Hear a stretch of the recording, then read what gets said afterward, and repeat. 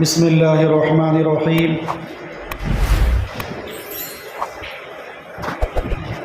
الحمد للہ وحدہ والصلاة والسلام علی من لا نبی بعدہ، اما بعد فاعوذ باللہ من الشیطان الرجیم۔ بسم اللہ الرحمن الرحیم۔ قد افلح المؤمنون الذین هم فی صلاتهم خاشعون والذین هم عن اللغو معرضون والذین هم للزکاة فاعلون والذین هم لفروجهم حافظون إلا على أزواجهم أو ما ملكت أيمانهم فإنهم غير ملومين فمن ابتغى وراء ذلك فأولئك هم العادون۔ وقال الله تبارك وتعالى في موضع آخر: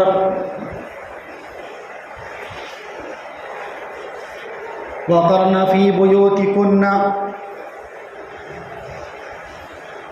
ولا تبرجن تبرج الجاهلية الأولى۔ صدق اللہ العظیم۔ بزرگان محترم،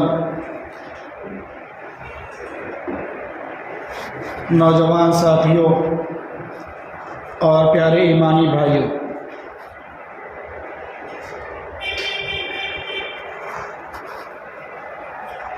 آج جو حالات ہمارے سامنے چل رہے ہیں اور جس طرح کا ماحول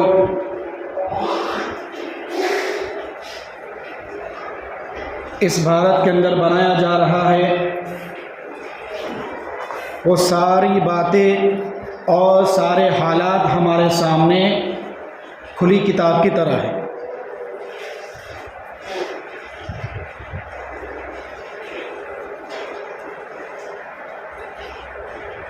تو یہ حالات کیوں آ رہے ہیں اور یہ حالات آنے کی وجہ کیا ہے؟ کیوں ہر وقت اور ہر لمحہ اسلام کو اور اسلام کے بنیادی عقائد کو ٹچ کیا جاتا ہے، جھنجھوڑا جاتا ہے، چھیڑا جاتا ہے؟ ان لوگوں کے پاس کرنے کے کام بہت ہے، لیکن ہر طرف سے وہ ایک ہی کام کرتے ہیں اور ان کی ایک ہی پلاننگ ہوتی ہے کہ اسلام کے جو بنیادی عقائد ہے، مذہب کے جو بنیادی باتیں ہیں، جو فرائض ہے، جو واجبات ہیں، ان کو چھیڑا جائے۔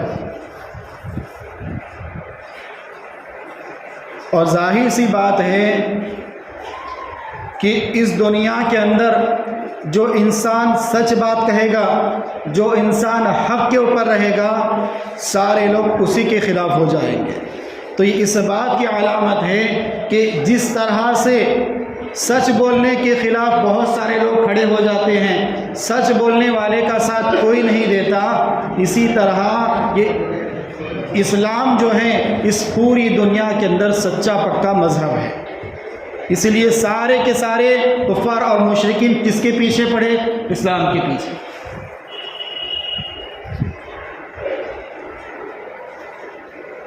ہر ایک کا مقصد یہ ہے اور یہ ہر ایک یہی پلاننگ ڈالتے ہیں کہ ان کو کس طرح ان کے دلوں کو جھنجھوڑا جائے، ان کے دلوں کو تکلیف پہنچائی جائے۔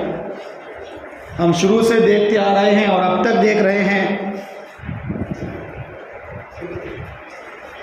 کہ جس بات کی اور جس کام کی سنویدھان ہمیں اجازت دیتا ہے، وہی ہم سے کیا ہے؟ چھینا جا رہا ہے۔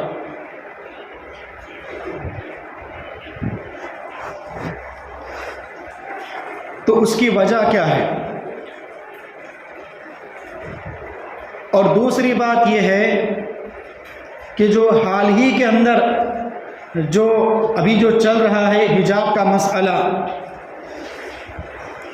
کہ حجاب پہن کر اسکول اور کالجز کے اندر ہماری بہنیں نہیں جائے گی، ہماری بیٹیاں نہیں جائے گی، اس طرح کی جو یہ باتیں کر رہے ہیں، تو اس بارے میں اسلام کیا کہتا ہے، جس کو ہم کہتے ہیں حجاب کہہ لیجئے، برقع کہہ لیجئے، یا پھر جو ہے اس کو پردہ کہہ لیجئے، تو پردے کا حکم شریعت نے کیا دیا ہے، کس طرح دیا ہے اور کیوں دیا ہے، اس کے پیچھے وجہ کیا ہے۔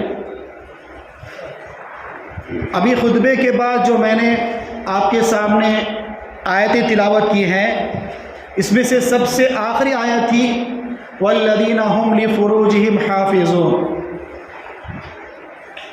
اور وہ لوگ جو اپنی شرمگاہوں کی حفاظت کرنے والے ہیں، یعنی حلال طریقے سے نکاح کے ذریعے سے اپنی جنسی خواہشات کو پورا کرنے والے ہیں، یہی لوگ کامیاب ہیں۔ اب انسان غلط راستے پر کب جائے گا، کس طرح جائے گا، تو اس کے لیے دو باتیں ہیں۔ پہلی بات یہ ہے کہ نگاہ کی حفاظت، آنکھوں کی حفاظت۔ سارے کام جو شروع ہوتے ہیں وہ آنکھ سے ہوتے ہیں، تو پہلی بات یہ ہے کہ ہم اپنی آنکھوں کی حفاظت کریں۔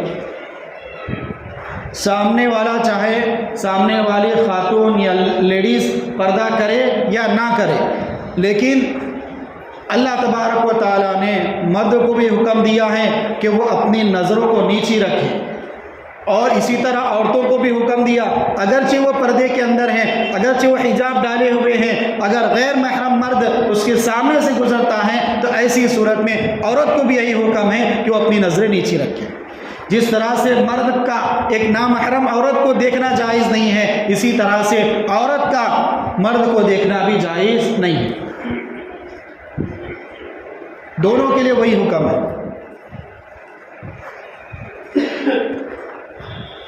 تو اسلام نے اس کا حکم کیوں دیا پردے کا؟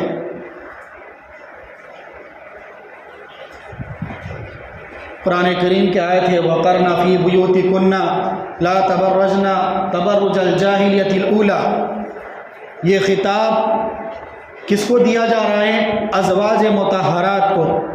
اللہ تبارک و تعالیٰ کہہ رہے ہیں کہ اپنے گھروں میں رہو، وَقَرْنَ فِي بُيُوتِكُنَّ، اپنے گھروں کے اندر محفوظ رہو، اور زمانہ اور اگر ضرورت پڑے نکلنے کی گھر سے، اس طرح سے ضرورت پڑتی ہے، مرد کو بھی ضرورت پڑتی ہے، عورتوں کو بھی ضرورت پڑتی، کوئی نہ کوئی کام نکل آتا بازار اور مارکیٹ میں جانے کے لیے، تو ایسی صورت میں قرآن کریم کیا حکم دے رہا ہے؟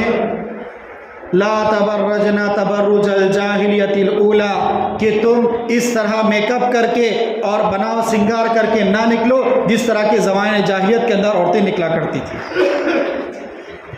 اگر نکلنے کی ضرورت پیش آ رہی ہے تو حجاب پہن کر، برقع پہن کر، اپنے چہرے کو چھپا کر جو ہے پھر تمہیں اپنے کام کے لیے نکلنا ہوگا۔ بلا حجاب تم، اور اگر حجاب پہن کر نکل رہی ہو تو اس طرح میک اپ اور بناؤ سنگار کر کے نہ نکلنا کہ جس طرح زمانہ جاہلیت کے اندر عورتیں نکلا کرتی تھیں۔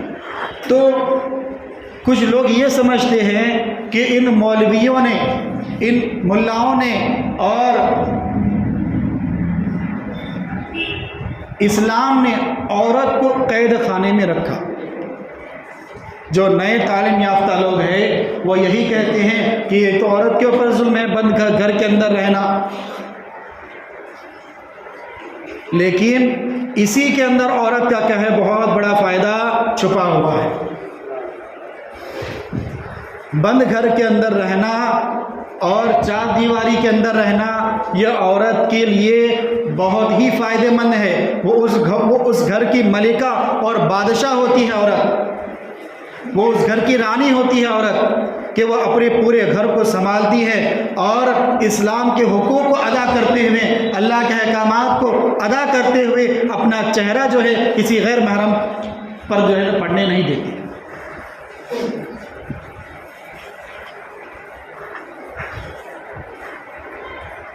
16ویں صدی عیسوی کے بعد یورپ کے اندر ایک صنعتی انقلاب آیا، جس کی وجہ سے کاروبار جو ہے کیا ہو گیا، اعلیٰ پیمانے کو پہنچ گیا۔ یورپ کی بات ہے۔ تو جب اعلیٰ پیمانے کو پہنچا تو جتنے بھی مرد تھے اس وقت سارے کے سارے کیا کر گئے، اپنے گھروں کو چھوڑ کر کاروبار میں لگ گئے، فیکٹری کے اندر لگ گئے، کام کاج میں لگ گئے۔ اب مرد کے ذہن کے اندر اس وقت بات آئی جو ایک شیطانی وسوسہ تھا کہ میں خود اکیلا کماؤں اور جو میں کما رہا ہوں وہ میری عورت کھائے، میں کماؤں اور یہ گھر میں بیٹھ کر کھائے۔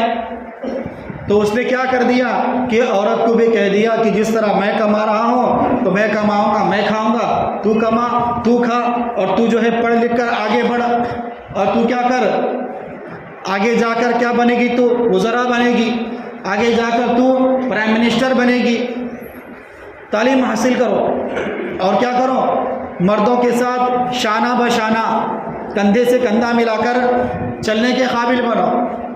اب عورتیں کیا ہوتی ہیں ذہنی اعتبار سے کہ سامنے والا دو میٹھے بول دیا، عورت کیا ہے پھسل جاتی، تو ویسا ہی مسئلہ ہوا۔ تو عورت نے کیا سمجھا، اس کو اپنے لیے کیا سمجھا، خیر خواہی سمجھی، اس کے اندر اپنے لیے فائدہ سمجھا، اور اس فائدہ سمجھنے کے نتیجے میں کیا ہوا، عورتیں بھی کمانے میں لگ گئی، عورتیں بھی جاب میں لگ گئی۔ اب جب جاب میں لگ گئی اور جب مرد کئی عرصے کے بعد، کئی وقت کے بعد گھر پر آتا، تب جا کے عورت سے ملاپ ہوتا، جنسی تسکین حاصل کرتا۔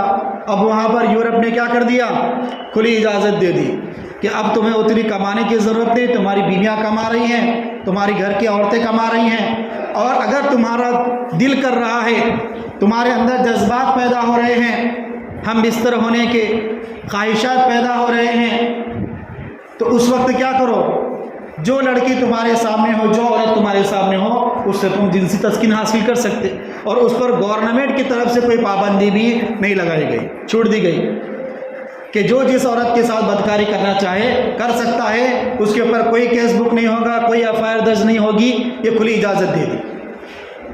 پھر اب حال یہ ہو گیا کہ جس عورت کو یہ کہہ کر جو ہے گھر سے باہر نکالا گیا تھا کہ تم اس ملک کی جو ہے پی ایم بنو گی یا سی ایم بنو گی یا تم وزیر بنو گی، آپ دیکھ لیجئے 16ویں صدی کے بعد سے لے کر آج تک مشکل سے 2 سے 4 خواتین ایسی ہیں جو امریکہ میں، یورپ کے اندر وزیر بنے، جو ہاتھ کے نیچے چھوٹی سی وزیر بنی۔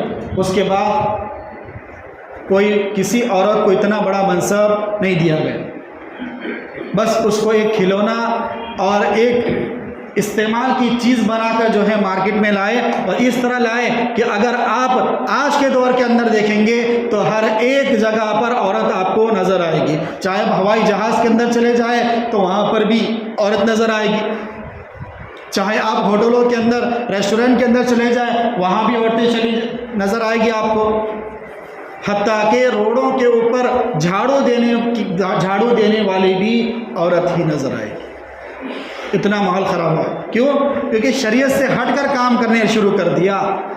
شریعت نے جو حکم دیا تھا عورتوں کو گھر کے اندر رکھو، اسی میں تمہاری عزت ہے، اور اسی کے اندر عورتوں کے لیے کیا ہے، بھلائی اور خیر خواہی ہے۔ تو اس کو نئے تعلیم یافتہ لوگوں نے کیا کیا، اور اسی کی تھوڑی سی ہوا ہندوستان اور پڑوسی ملک کے اندر بھی چلنے لگی کہ ہم بھی جو ہے مردوں سے کندھوں سے کندھا ملا کر چلیں گے، جس کی وجہ سے زنا عام ہو گیا، جس کی وجہ سے کیا ہو گیا، زنا عام ہو گیا۔ اسی لیے قرآن کریم کے اندر اللہ تبارک و تعالیٰ نے حکم دیا کہ تو، اور ازواج مطہرات کو حکم دے رہے ہیں، اس کا مطلب یہ ہے کہ یہ ازواج مطہرات کے لیے حکم نہیں ہے، بلکہ قیامت تک آنے والی ساری ہماری مائیں بہنوں کے لیے حکم ہے کہ وہ بلا ضرورت گھر سے باہر نہ نکلے، اور اگر نکلنا پڑے تو پردے کے ساتھ، حجاب کے ساتھ نکلے، جس حجاب کا مسئلہ لے کر جو ہے پارلیمنٹ کے اندر جو ہے بڑا ایشو بنا دیا گیا، اڑپی کے اندر جو چل رہا ہے، تیزی سے معاملہ چل رہا ہے۔ حالانکہ جو سیاست دان ہیں، جو ایجوکیشن کے اندر جو ہے مہارت حاصل کیے ہوئے، ان کا کہنا یہ ہے کہ سنویدھان نے ہمیں اجازت دی ہے، ہمارا رائٹ ہے کہ ہم کیا کھائیں، کیا پئیں، کیا پہنیں، جو چاہے ہم پہن سکتے، جو چاہے کھا سکتے، ہمارے پہننے کے اوپر گورنمنٹ کوئی بھی جو ہے پابندی نہیں لگا سکتی، حکومت کوئی پابندی نہیں لگا سکتی، کیونکہ سنویدھان میں اجازت ہے ہر ایک کو۔ اگر ہندو لڑکی آ رہی ہے کالج کے اندر تو وہ اپنا لباس پہن کر آئے گی، اور چہرے پر جو ہے اگر وہ شادی شدہ ہیں تو مانگ میں سندور بھر کے آئے گی، شادی شدہ نہیں ہے تو پھر کیا کرے گی، وہ اپنے پیشانی کے اوپر ٹیکا لگا کر آئے گی، اور ہمیں اجازت ہے کہ ہم حجاب پہن کر جائیں۔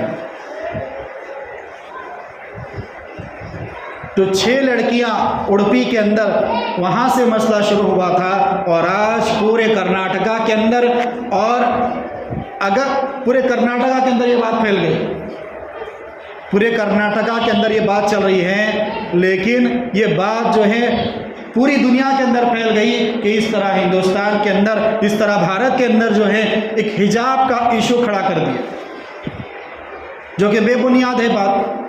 حالانکہ سال ہر سال سے جو ہے یہ مسئلہ چلتے آ رہا ہے، اور ہماری مائیں بہنیں جو ہے جب اسکولوں کے اندر اور کالجز کے اندر جاتی ہیں تو ہماری بہنیں اور ہماری بیٹیاں حجاب پہن کر جاتی ہیں۔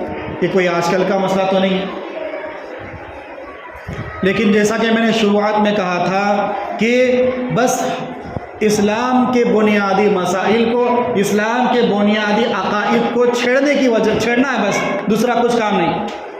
حالانکہ کام کرنے کے بہت ہے، کام کرنے کے بہت ہیں ان لوگوں کے پاس، ایجوکیشن کا مسئلہ ہے، روزگاری کا مسئلہ ہے، بہت سارے ایشو ہے، لیکن ان کو سائیڈ میں رکھ کر اور مائنڈ کو ڈیوائیڈ کرنے کے لیے اس طرح کی باتیں لائیں گے، اور ابھی اتر پردیش کے اندر جو الیکشن چل رہا ہے اس کی طرف لوگوں کا ذہن زیادہ نہیں جائے گا۔ کرناٹکا کے اندر، پورے کرناٹکا کے اندر جو حجاب کا مسئلہ چل رہا ہے، پھر اس کے بعد جو ہے نیکسٹ مسئلہ شروع ہو گیا ایم پی کے اندر، مدھیہ پردیش کے اندر، لیکن وہاں پر ابھی کیا کر دیے، مسئلے کو وہیں پر روک دیے، اور وہاں کے جو بھی سی ایم وغیرہ انہوں نے کہہ دیا کہ ابھی ہمارے پاس کوئی حجاب کا مسئلہ نہیں ہے۔ وہ روکنے کی وجہ یہی ہے کہ ابھی یو پی کے اندر الیکشن جاری ہے، انتخابات جاری ہے، اس لیے روکے ہیں وہ۔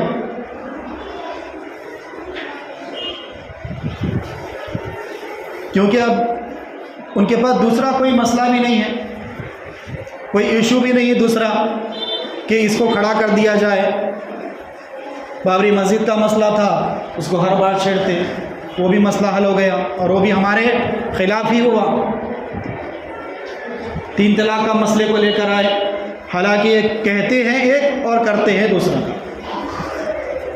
ان کا نعرہ ہے کہ بیٹی پڑھاؤ بیٹی بچاؤ، اور یہاں پر کہہ رہے کہ حجاب کو چھوڑ کر بیٹی کی عزتوں کو اچھالو۔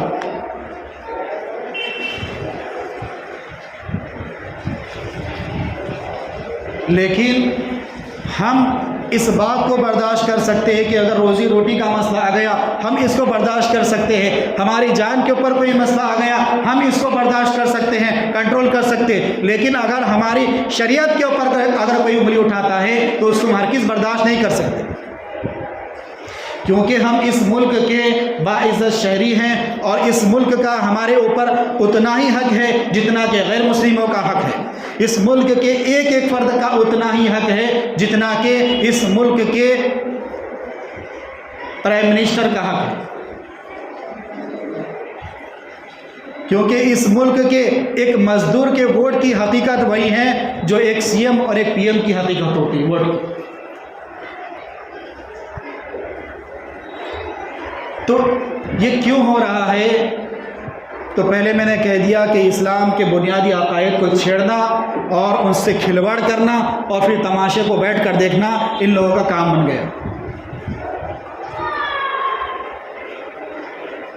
اور دوسری بات یہ ہے کہ اس میں ہماری بھی کچھ غلطیاں ہیں، ایسا نہیں کہ سامنے والے کی ساری غلطی ہو، ہماری بھی غلطیاں ہیں۔ جس طرح سے غیر مسلموں کے اندر ہم یہ نہیں کہہ سکتے کہ سارے غیر مسلم جو ہیں ہمارے دشمن بنے بیٹھے، نہیں،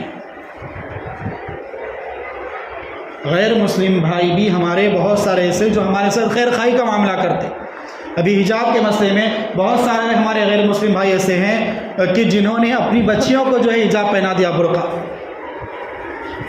تو اس برقع پہنا کر، حجاب پہنا کر اس بات کا ثبوت دے رہے ہیں کہ ہم بھی آپ کے ساتھ کھڑے ہیں.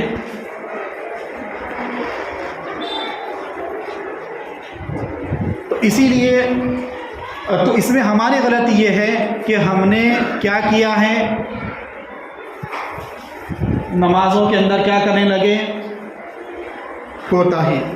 گھر کے اندر کیا ہے، کسی گھر کے اندر تعلیم نہیں ہوتی، بے دینی کے معاملے، یعنی دین سے اتنی دوری ہو گئی اور اللہ کے گھر سے اتنی دوری ہو گئی کہ اللہ نے ایسے مسائل کے اندر گھیر دیا کہ ان مسائل سے اٹھنا ہمارے لیے اب کیا ہو گیا، مشکل ہو گیا. حالانکہ حالات تو کیا ہیں، حالات کبھی ایک جیسے نہیں رہتے، حالات کبھی ایک طرح کے نہیں رہتے. اور حالات کے اوپر اور اسلام کے اوپر ابھی سے جو انگلیاں اٹھائی نہیں جا رہی ہے، پہلے بھی انگلیاں اٹھائی جاتی رہی، اور پہلے بھی جو اسلام کو چھیڑا گیا، اسلام کے عقائد کو چھیڑا گیا.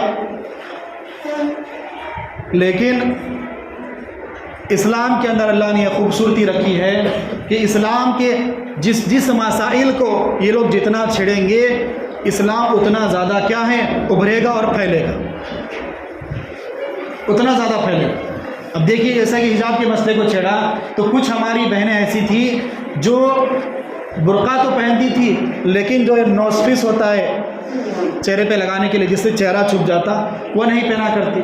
تو اب حجاب کا مسئلہ کھڑا ہو گیا تو ہماری ساری کی ساری بہنیں کیا کر دیے، نوز پیس لگانا بھی شروع کر دی، چہرے کو پورا ڈھانکنا شروع کر دی. تو اب اڑپی کے اندر کیا ہو گیا، یہ مسئلہ وہاں سے اٹھا، وہاں کی 6 بچیوں سے اٹھا کہ ان کو اسکول کے اندر، کالج کے اندر جو ہے انٹر ہونے نہیں دیا گیا. پھر بعد میں یہ ایشو اتنا بڑا کہ پھر ہر طرف جو ہے احتجاج اور پروٹیسٹ کرنا پڑا، اور ہر جگہ پر، بنگلور کے اندر، ہاسن کے اندر، اور ہمارے شاہباد ہو، گلبرگہ ہو، سیڈم ہو، اور آشتواڑی کے اندر بھی تھا. لیکن کسی وجہ سے جو ہے پرمیشن نہیں ملی ہے، اس لیے آج کینسل کر دیا گیا. جو پروٹیسٹ آج بعد نماز ظہر رکھا گیا تھا جامع مسجد چوک سے، اس کو کینسل کر دیا گیا ہے پرمیشن کے نہ ملنے کی وجہ سے. اس کے پیچھے کیا حکمتیں ہیں، اللہ ہی بہتر جانتا ہے. تو کہنے کا مقصد یہ ہے کہ ہم سب سے پہلے کیا کریں، اسٹیٹس رکھنے سے کچھ نہیں ہوتا، سمجھ رہے ہیں. ہم اسٹیٹس رکھ دیں گے، جیسا کہ وہ مسکان خاتون، اس نے کیا کیا، تو اللہ اکبر کا نعرہ بلند کیا، بہت اچھا کام کیا، دلیری کا کام کیا. اس بہن کو سلام ہے، اللہ اس کو سلامت رکھے، اللہ اس کے علم میں، عمر میں خوب برکت عطا فرمائے، اور اس جیسا جذبہ اللہ ہم سب کو عطا فرمائے. لیکن اب اس خاتون کے لیے جو ہے کچھ لوگوں نے کیا کر دیے، انعامات رکھ دیے. کچھ لوگوں نے کیا کر دیے، انعامات رکھ دیے. کچھ تنظیموں نے جا رہے، کچھ تنظیم چیک دے دیے، کسی نے ہار پہنا، کسی نے شال پہنا. بہرحال وہ دوسرا مسئلہ ہے، کیونکہ یہ کرنے سے کچھ نہیں ہوگا، بلکہ ہونا تو یہ چاہیے تھا، ہمارے جو مسلم سیاست دان ہیں ہونا یہ چاہیے تھا کہ ہمارے مسلم خواتین کے لیے، مسلم بہنوں کے لیے کوئی کالج کھول دیتے، کوئی یونیورسٹی کھول دیتے. یہ کام تو نہیں کیے. اب جا کر فوٹو کھنچا رہے کہ ہم نے جو ہے 3 لاکھ روپے دیے، ہم نے جو ہے اتنے کا چیک دیا. یہ سب اپنی کمزوریوں کو چھپانے کے لیے ہے، دوسرا کوئی بات نہیں. اپنی کمزوری کو چھپانا ہے. جو کام ہمیں کرنا تھا وہ ہماری بہن کر لی. تو یہ مسئلہ یہاں پر ختم نہیں ہوا، مسئلہ ابھی اور آگے بڑھے گا. حالات اس سے اور زیادہ جو ہے خراب ہوں گے، لیکن حالات سے ہمیں زیادہ متاثر ہونا نہیں ہے، ڈرنا نہیں ہے، گھبرانا نہیں ہے. اللہ ہمارے ساتھ ہے، لیکن ہمیں ایک کام ضرور کرنا ہے ان حالات کے اندر. وہ کام یہ ہے کہ ہمارا تعلق سب سے پہلے مسجد سے زیادہ جڑنا چاہیے. یاد رکھیں، مسجد سے جتنا تعلق جڑے گا اتنا ہمیں اسلام کے بارے میں معلوم ہوگا، اتنا ہمیں جو ہے نماز کا شوق پیدا ہوگا. اور دوسرا جو ہے علماء سے تعلق قائم رکھے. علماء سے جہاں ہمارا تعلق کٹ گیا، یوں سمجھ لیجئے کہ ہمارے ایمان کے اندر کمزوری آنے لگ جائے. کیونکہ دین کو سمجھانے والے کون ہیں؟ قرآن تو آپ دیکھ کر پڑھ لیں گے. لیکن اس کا ترجمہ، اس کا مفہوم، اس کی تفسیر، یہ ساری باتیں آپ کو نہیں معلوم ہوں گی۔ تو یہ ساری باتیں کون سکھائے گا؟ پیغمبر تو آنے والے نہیں، تو کون سکھائے گا؟ علماء کرام سکھائیں گے۔ تو علماء کرام کے کیا کرے؟ نگرانی میں رہے، اور ان سے تعلقات کو رکھے، ان سے میل ملاپ کو رکھے، ملاقات کو رکھے۔ کوئی عالم اور کوئی مولوی آپ سے 10 روپے نہیں مانگے گا، کوئی مولوی آپ سے 100 روپے نہیں مانگے گا، کوئی مولوی آپ سے یہ نہیں کہے گا کہ میرا فلاں کام اٹکا ہوا ہے، صاحب ذرا کر دیجئے، آپ کی مہربانی، کوئی نہیں کہے گا۔ اس میں فائدہ آپ ہی کا ہے کہ آپ کا ایمان تر و تازہ رہے گا، آپ کے ایمان میں تازگی پیدا ہوتی رہے گی، اور آپ کے اندر ہمت پیدا ہوگی۔ اسلام کی باتوں کو سن کر، اسلام کے بنیادی عقائد کو سن کر آپ کے اندر ہمت پیدا ہوگی کہ ہمیں آگے کیا کرنا چاہیے، کون سا کام ہمیں کرنا چاہیے۔ کیا صرف ہم مسکان خاتون کا اسٹیٹس رکھ دیں گے تو کیا ہمارے سر سے جو فریضہ تھا وہ ادا ہو جائے گا؟ کہ ہم اسٹیٹس کے اوپر ایسے میوزک جو جہاد کے اوپر رہتے ہیں، جو خوشحالی کے اوپر رہتے ہیں، اس کو رکھ دیے اور فوٹو کسی کی چپکا دیے اور سمجھ رہے ہیں کہ ہم بہت بڑا کام کر رہے ہیں، بہت زیادہ سپورٹ کر رہے ہیں۔ کچھ بھی سپورٹ نہیں ہو رہا اس سے۔ اللہ کے گھر کے اندر بیٹھا ہوں، خدا کی قسم اس سے کچھ بھی سپورٹ نہیں ملے گا اسلام کو، نہ ان بہنوں کو۔ ان بہنوں کو سپورٹ ملے گا آپ کی دعاؤں کے ذریعے سے، ان بہنوں کو سپورٹ ملے گا آپ کو رات کے وقت میں تہجد کے اندر گرم آنسو بہانے سے ان کو سپورٹ ملے گا۔ اور کیونکہ اللہ کی مدد جب تک نہیں آئے گی تب تک کچھ ہونے والا نہیں ہے۔ سارے کے سارے لوگ ہمارے مخالف ہیں۔ یہ ساری بات ریکارڈ ہو رہی ہے، کیونکہ میں جو بھی بیان ہوتا ہے اس کو ریکارڈ کر کے یوٹیوب پر اپلوڈ کرتا ہوں، تو ساری باتیں یوٹیوب پر جاتی ہے۔ الحمدللہ 150 سے 200 لوگ کیا ہیں، اس بیان کو سنتے ہیں ہر جمعے کو۔ اس کا لنک میں بتا دوں گا کسی کو معلوم کرنا ہے تو ہر ایک اس کے خلاف پڑا ہوا ہے کہ اسلام کو ٹارگٹ بنانا ہے، بس دوسرا کوئی مقصد نہیں ہے کہ بس ان کے مسائل کو چھیڑنا۔ 3 طلاق کا مسئلہ ہو، بابری مسجد کا مسئلہ ہو، کوئی بھی جب سے مودی سرکار بنی ہے تب سے کوئی کام ایسا نہیں ہوا کہ جس کی ہم تعریف کر سکیں۔ سارے کام مخالف، سارے جو بھی کام ہو رہے ہیں، آپ اس سے پہلے دیکھ لیجئے کہ ہمارے ساتھ کالجز کے اندر، اسکول کے اندر جو ہمارے ہندو بھائی ہندو بہنیں پڑھا کرتی تھی، ایک ساتھ بیٹھتے، ایک ساتھ اٹھتے، ایک ساتھ کھاتے، ایک ساتھ پیتے، لیکن انہوں نے کیا کر دیا؟ دلوں میں نفرتیں پیدا کر دی، ایسی نفرتیں پیدا کر دی کہ اس میں سے یوں سمجھ لیجیے 75% ہمارے ہندو بھائی ہمارے کیا ہو گئے؟ مخالف ہو گئے۔ کیوں؟ ان بیچاروں کے پاس علم نہیں ہے، وہ حقیقت کو نہیں جانتے کہ اس کے پیچھے کس چیز کی روٹی سیکی جا رہی۔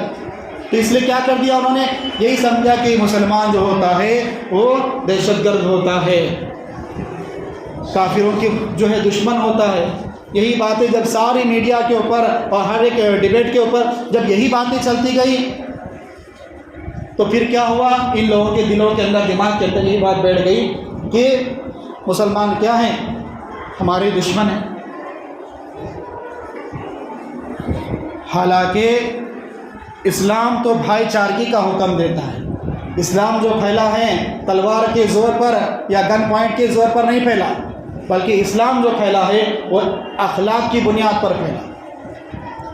جو اتنا اسلام پھیلا ہے 1450 سال کے اندر، یہ اخلاق کی بنیاد پر پھیلا ہے، نہ کسی کے زور و زبردستی سے پھیلا۔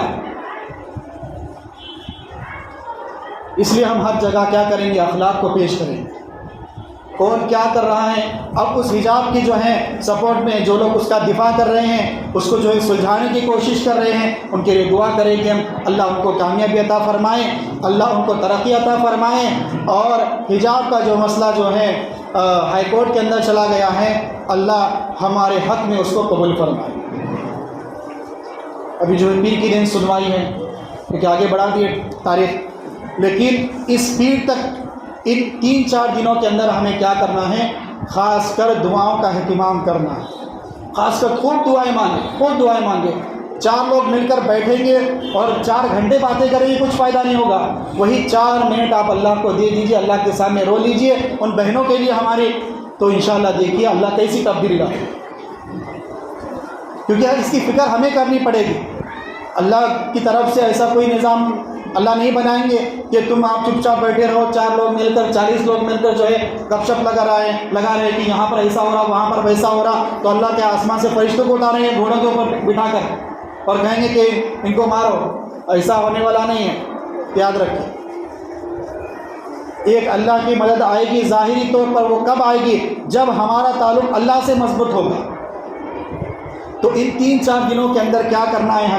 ہمیں دعاؤں کا اہتمام کرنا ہے، اور اس کے اندر دعائے انس یہ بہت ہی زبردست دعا ہے، اس دعا کا آپ اہتمام کیجئے۔ الحمدللہ اللہ کے گھر کے اندر بیٹھا ہوں، جھوٹ بات نہیں بولوں گا کہ اس دعا کا الحمدللہ جب سے میں مدرسے کے اندر پڑھتا تھا اب تک الحمدللہ اس دعا کا معمول ہے۔ اور مجھ ناچیز کو چھوڑ دیجئے، مجھ گنہگار کو، ایک بہت بڑے جو ہے مفتی اعظم ہیں پڑوسی ملک کے، کہ جب ان کے اوپر چند سال پہلے کی بات ہے کچھ شرپسند لوگوں نے جب ان پر حملہ کیا، فائرنگ کی، تو الحمدللہ ان کے اوپر جو فائرنگ کی گئی زبردست فائرنگ ہوئی، لیکن اللہ کا کرنا ایسا ہوا کہ ان کو ذرا سی خروش بھی نہیں، صرف ڈرائیور کو تھوڑا سا لگا ہے لیکن حضرت کو اور مفتی صاحب کو کچھ بھی نہیں۔ تو بعد میں انہوں نے بتایا کہ میرا اور میری اہلیہ کا روزانہ کا یہ معمول ہے کہ ہم دعائے انس روزانہ پڑھا کرتے تھے، یہ اس دعا کی برکت ہے کہ اتنا بڑا حادثہ ہونے کے بعد بھی ہمارے جسم پر خروش بھی نہیں آیا۔ تو دعائے انس اگر کسی کو معلوم نہیں ہے تو نماز کے بعد مجھ سے رابطہ کریں، انشاءاللہ جو دعائے انس ہے وہ میں آپ کو دے دوں گا۔ اس دعا کا روزانہ معمول رکھیے، صبح فجر کے بعد اس دعا کو 1 مرتبہ پڑھنا ہے، اور شام کو عصر کے بعد بھی 1 مرتبہ پڑھ لیں، اور رات میں سونے سے پہلے بھی 1 مرتبہ اس دعا کا ورد رکھیں۔ اور جو ہمارے مسجد کے امام صاحب ہیں، جتنے بھی مساجد ہیں، ہر ایک مسجد کے امام صاحب یہ کام کریں کہ فجر کی نماز میں، احناف کے نزدیک، ہمارے نزدیک فجر کی نماز میں جب حالات خراب ہو جائے تو اس وقت قنوت نازلہ پڑھا جائے گا، تو قنوت نازلہ کا اہتمام کریں۔ اور جو میڈیا کے ذریعے سے جو بھی بات جا رہی ہیں، جہاں تک بھی پہنچ رہی ہیں یہ بات، تو کیا کریں؟ قنوت نازلہ کا اہتمام کریں فجر کی نماز میں احناف کے نزدیک۔ اور جو جس دوسرے مذہب کو فالو کرتا ہے تو ان کے مذہب کے اعتبار سے اگر ہر فرض نماز کے بعد پڑھنا ہے تو ہر فرض نماز کے بعد پڑھ لیں، اگر ان کے نزدیک روزانہ فجر کی نماز میں پڑھنا ہے تو روزانہ فجر کی نماز میں پڑھیں، لیکن کم سے کم 8 سے 10 دن تک کیا کریں؟ اپنا معمول بنائیں دعائے انس پڑھنے کا، اور اپنا معمول بنائیں امام صاحب کہ روزانہ فجر کی نماز میں قنوت نازلہ پڑھے۔ اللہ عمل کی توفیق عطا فرمائے، اللہ ہم سب کی غیبی مدد فرمائے، اور اللہ ہمارے حق میں فیصلہ فرمائے، آمین۔ وآخر دعوانا الحمدللہ رب العالمین۔